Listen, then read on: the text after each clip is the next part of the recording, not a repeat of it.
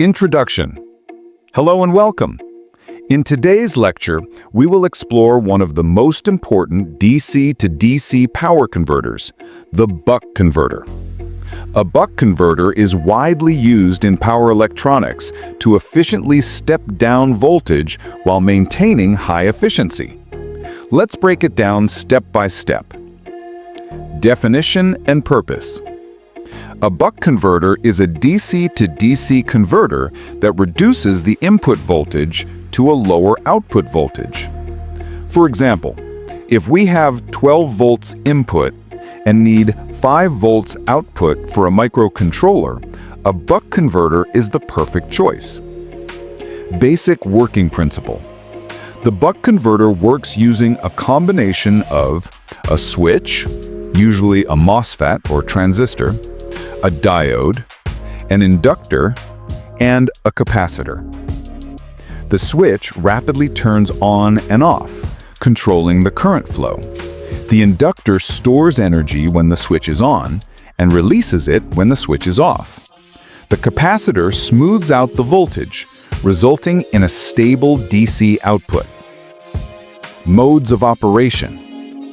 A buck converter has two main modes: continuous conduction mode, CCM, current through the inductor never falls to zero, and discontinuous conduction mode, DCM, current through the inductor drops to zero during part of the cycle. CCM is commonly used because it provides smoother output and better efficiency. Voltage relationship.